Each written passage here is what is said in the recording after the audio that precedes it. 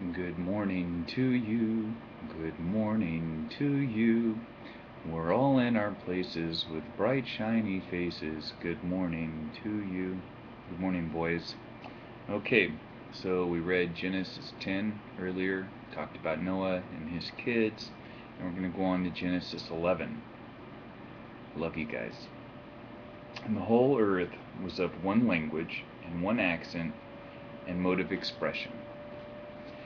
And as they journeyed eastward, they found a plain, valley, in the land of Shinar, and they settled and dwelt there. And they said one to another, Come, let us make bricks, and burn them thoroughly. So they had brick for stone, and slime for mortar, and bitumen. And they said, Come, let us build us a city, and a tower, whose top reaches into the sky, and let us make a name for ourselves, lest we be scattered over the whole earth. So they're building the city. And the Lord came down to see the city and the tower which the sons of men had built. And the Lord said, Behold, they are one people, and they have all one language, and this only the beginning of what they will do. And now nothing they have imagined they can do will be impossible for them. Come, let us go down there and confound, mix up, confuse their language, that they may not understand one another's speech. So the Lord scattered them abroad from that place upon the face of the whole earth, and they gave up building the city. Therefore the name of that was called Babel. They made them babble. They didn't understand each other. Because there the Lord confounded the language of all the earth. And from that place the Lord scattered them abroad upon the face of the whole earth. So everybody was in one place, and then after that, they went over the whole earth. This is the history of the generations of Shem. So this is actually something I think is interesting too, because a lot of people ask, well, what about the different, if there was only two people in the beginning, why are there all the different races? Well, maybe at this time, God made different races. It doesn't really say. But it does say they went into different parts of the earth.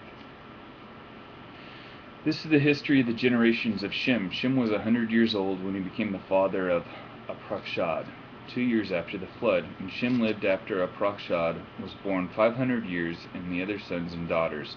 When Arpachshad had lived 35 years, he became the father of Shelah. Arpachshad lived after Shelah was born 403 years, and had other sons and daughters. When Shelah had lived 30 years, he became the father of Eber. Shelah lived after Eber was born 403 years, and had other sons and daughters. When Eber had lived 34 years, he became the father of Peleg. And Eber lived after Peleg was born 430 years, and had other sons and daughters. When Peleg had lived 30 years, he became the father of Reu. And Peleg lived after Reu was born 209 years, and had other sons and daughters. When Reu had lived 32 years, he became the father of Serug. And Reu lived after Serug was born 207 years, and after the other sons and daughters. When Serug had lived 30 years, he became the father of Nahor. Serug lived after Nahor was born 200 years, and had other sons and daughters. When Nerah lived 29 years, he became the father of Terah. And Noah lived after Terah was born 119 years, and had other sons and daughters. More sons and daughters. How about that? After Terah had lived 70 years, he became the father of at different times, Abram and Nahor and Haran, his firstborn. Now, this is the history of the descendants of Terah. Terah was the father of Abram, Nahor, Haran. Haran was the father of Lot.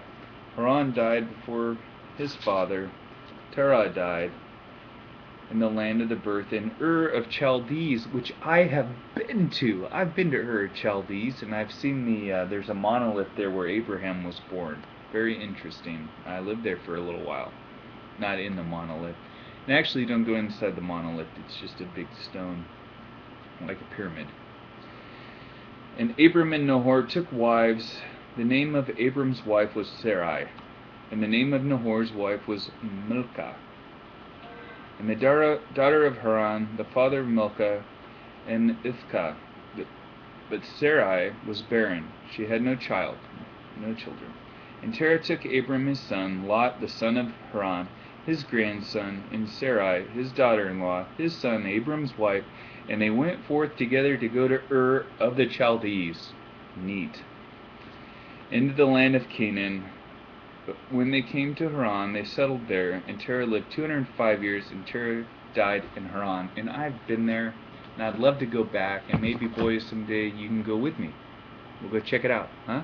A lot of history. Love it.